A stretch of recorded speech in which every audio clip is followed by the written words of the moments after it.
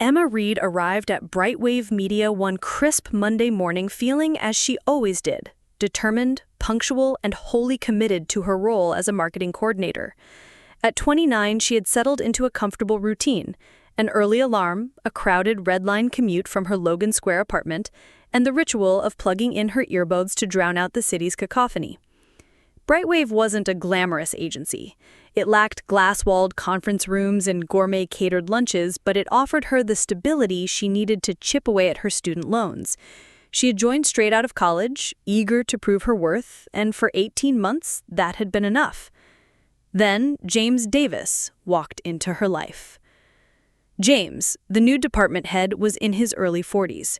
He cut a striking figure in tailored suits and always seemed to carry an air of quiet confidence. His silver-streaked hair and articulate manner marked him as someone who had already climbed his career's ladder. Promoted from a senior copywriter position after spearheading a major rebranding campaign, he occupied an office down a narrow hallway painted a rich navy blue, its floor-to-ceiling windows overlooking the glinting East Loop.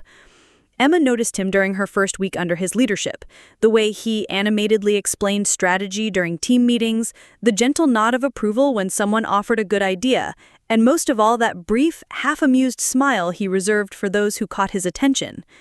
At first, Emma thought it was simply professional admiration, but as weeks passed, their interactions began to carry a subtle charge. On Monday mornings, she found herself looking forward to the Blitz meetings, quick half-hour huddles where James would outline the week's priorities. He always started with a humorous anecdote, and Emma caught herself tugging her shoulders back, eager to catch his eye.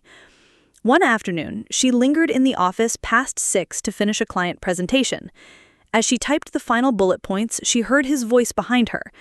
"Emma, do you want to grab a coffee?" Startled, she hesitated. Grabbing coffee with your boss wasn't exactly standard protocol, but something in his tone, an almost personal warmth, made her nod. They walked to the corner cafe, and for those 10 minutes, James asked about her family, her dreams, and even her favorite movies. Emma laughed more than she had in weeks, and noticed the gentle way he listened, his brown eyes so intent it felt like he was memorizing every word. When he praised her design ideas, her heart fluttered. These small moments built upon one another. A day here, a coffee there. Emma began to arrive early just to pass by James's office door, hoping to catch that confirming smile. She found herself taking extra care with her appearance, curling her hair, selecting a delicate floral blouse she knew he liked. One Thursday afternoon, she saw him at the doorway, paused by surprise, and said, "Emma, you look really nice today." Her pulse thundered, and she realized for the first time how much his approval meant to her. Within a month, their after-work mentorship sessions became routine. On Tuesdays and Thursdays, James stayed late to help Emma rehearse her client pitches. They huddled over her laptop, their shoulders brushing as he pointed out copy edits. She noticed the scent of his cologne lingering in the stale office air, the way his voice dropped a register when he spoke softly. One December evening, the office was nearly empty. Snow fell gently outside the window as she and James worked side by side.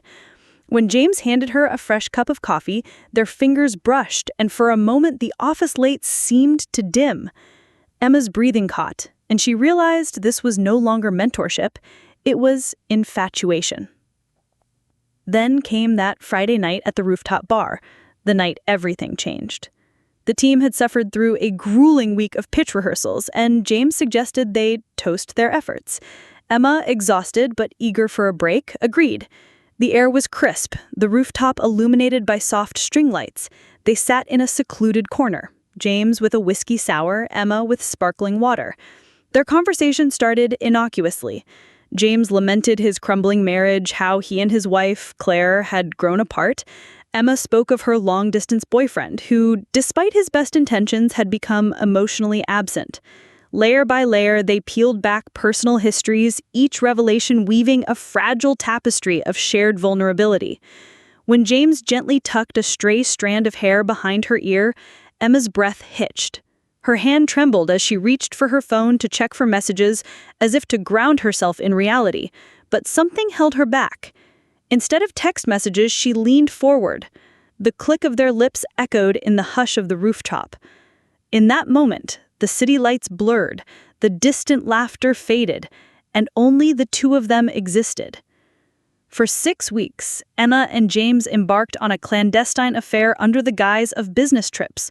Late-night texts gave way to hotel rendezvous after out-of-town client presentations. When the office fell silent, they would slip into a rented car and drive until they found a motel too remote for prying eyes. In those dimly lit rooms, their passion burned bright. Whispers of "you're special" and "I understand you" felt like salvation to Emma, who had grown restless in her relationship and isolated at work. Yet beneath the veneer of excitement, shadows crept in. Emma's once priceless confidence began to waver. She missed deadlines, bungled the simplest budget projections, and arrived at meetings reeking of guilt. James, too, was a different man. His temper snapped unpredictably, he was distracted in brainstorming sessions, and spent entire lunch breaks glued to his phone, texting her more urgent pleas to meet. Emma was blind to the cracks. She convinced herself that James's marriage was truly over, that his wife was merely a casualty of their busy and demanding lives. After all, he had told her as much. She justified the secrecy as protection for both of them, believing their love was worth the risk. Yet, when James called her "mine" in a hotel room one rainy night, Emma's stomach twisted. She realized he still treated his wife's upcoming dates as separate from their affair, adjusting his own schedule to avoid completely burning bridges.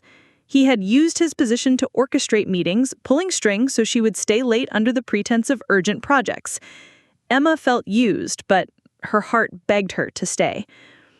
The turning point arrived unannounced.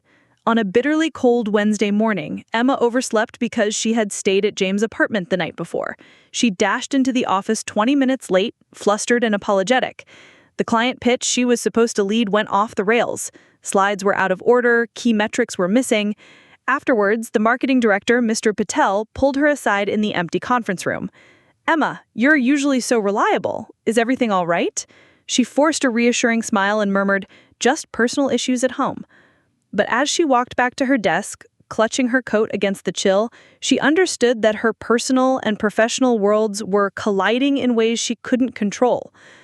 Then, as if fate demanded her reckoning, one Tuesday evening, Claire Davis, James's wife, appeared at Brightwave for a routine parent-teacher night. Claire's face was ashen for worry. She had heard unsettling rumors of her husband's behavior and wanted answers. Emma watched from the reception desk as Claire confronted HR, tears welling in her eyes. In that moment, Emma's betrayal crystallized. She wasn't a charming protégé. She was the other woman embroiled in the wreckage of a marriage. The sight of Claire's grief-stricken face sent a cold wave of guilt crashing over her. That night, her dreams were haunted by James's promises and Claire's pained expression. She woke with the taste of regret in her mouth. The next morning, Emma confronted James at his office door. She found him sorting through campaign files, his face pale when he saw her. She said, "We need to talk," voice trembling. James's calm demeanor cracked for the first time. "Emma, you know my situation." She cut him off, tears spilling over. Don't you dare say my situation. You used me. You manipulated me. You're a married man who gave me a few stolen moments and left me to pick up the pieces." James tried to reach for her hand, but she stepped back. With a final sorrowful glance, she walked away, leaving his stunned silence behind. In the weeks that followed, Emma's life felt like a storm-ravaged landscape. Rumors spread through the office like wildfire. Some colleagues whispered that she had been the cause of James's marital strife. Others concluded she was simply unprofessional. Emma apologized to clients, took extra hours to mend her reputation, and leaned on her best friend Lisa, who refused to let her sink into self-loathing. Slowly, she rebuilt her standing at Brightwave, proving her competence in meetings and offering sincere apologies for missed deadlines. Most importantly, she began to forgive herself, acknowledging she was young, vulnerable, and seeking something she thought was love. It took months for the bruises on her heart to fade. Emma transferred teams within the agency, distancing herself from the shadow of her former boss. She finally ended things with her long-distance boyfriend, understanding that her heart had changed and that she needed time to rediscover her own worth. On the 6-month anniversary of their last secret meeting, Emma sat at her desk, her fingers tracing the edge of a photo a snapshot of her and Lisa at a summer barbecue. In that moment, she realized she had emerged stronger, wiser, and more determined to protect her boundaries. Emma's story reminds us that in the close quarters of the office, lines can blur. Long hours, shared stress, and emotional vulnerability create fertile ground for temptation. But when power is uneven, when one person wields influence over another's career, the flames of passion can quickly turn destructive. It's not the coffee breaks or the late-night brainstorming sessions that seal one's fate, but the moment when secrecy becomes the norm and loyalty is sacrificed on the altar of desire.